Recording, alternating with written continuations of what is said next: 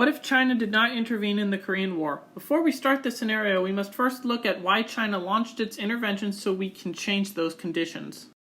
In our timeline, on October 3, 1950, China attempted to warn the United States by way of its embassy in India that it would intervene if UN forces crossed the Yalu River. The United States did not respond as policymakers in Washington, including President Truman, considered the warning to be a bluff. Additionally, General Douglas MacArthur felt that if the Chinese tried to get down to Pyongyang, there would be its greatest slaughter in Chinese history without Soviet Air Force protection.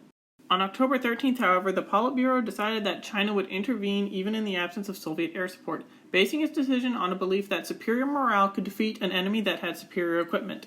Therefore, 200,000 People's Volunteer Army troops crossed the Yalu River into North Korea.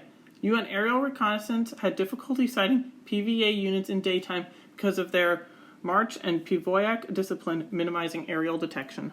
The PVA marched dark to dark from 1900 to 0300, and aerial camouflage that concealed soldiers, pack animals, and equipment was deployed by 0530. Meanwhile, daylight advances parties scouted for the next bivouac site.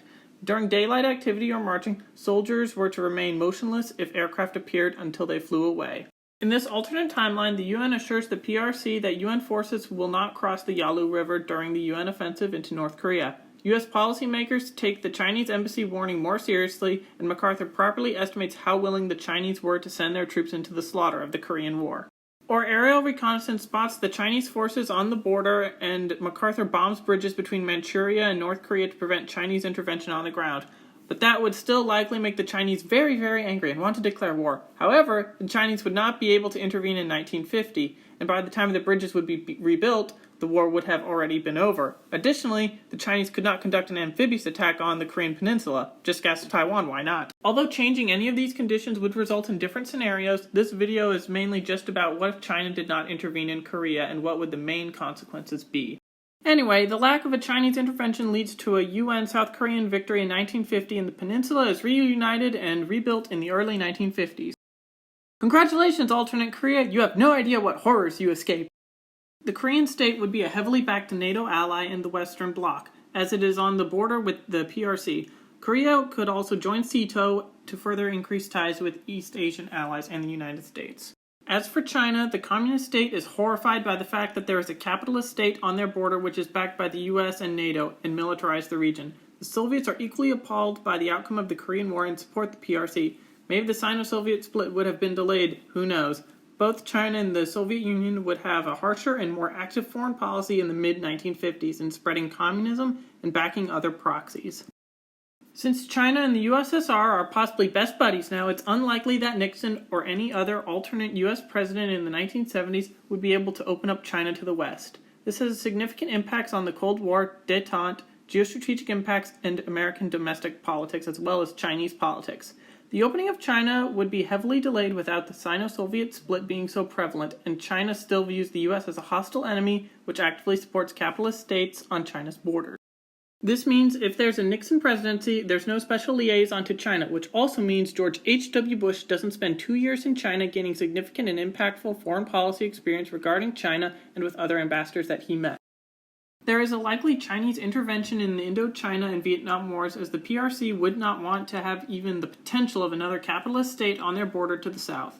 China would give more support to the Viet Minh during the Indochina War against the French. Since the escalation from the Korean War had no consequences, the US, depending on the president, would be less hesitant towards committing troops to Vietnam and also would not really consider Chinese intervention as much of a possibility like they had in our timeline. The Vietnam War in this alternate timeline would see US and SEATO allied troops in combat against Chinese and NVA forces in North Vietnam while conducting counterinsurgency against the Viet Cong in the south. There would be little caution regarding attacking VC in Laos and Cambodia, as well as the Ho Chi Minh Trail. The details would be hard to predict since the whole outlook on the war is completely different in this alternate timeline. Domestically, in the U.S., Truman might win the 1952 election. It really depends on if Eisenhower runs as a Republican. If Eisenhower runs, he would likely win due to China having fell to communism under Truman's first term, the existing government corruption, and the fact that Ike was Supreme Allied Commander in World War II, and, he was just that awesome. The 1956, 1960, and 1964 elections would likely then go historical. But if Eisenhower did not run, then it's a definite Truman victory against Senator Robert Taft due to the lack of a stalemate in the Korean War, and instead a US-UN victory in 1950, and Truman now has 2 more years to run the country without Korea being a negative impact on his administration. If we assume Truman won the 1952 election, he would have to rise to the challenges of the Suez Crisis, Hungarian uprising, and other Cold War issues. 1956 might have Eisenhower or Nixon become the president against Stevenson. 1960 would see this Republican in an election defeating Johnson. 1964 could go Henry Cabot Lodge or JFK. This president would then have to face the Vietnam War, and with that, I'll end this scenario.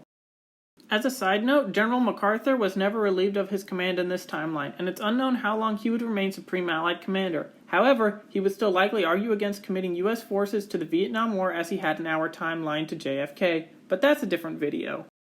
What do you think would have happened had China not intervened in the Korean War? Let me know in the comments, and thank you for watching.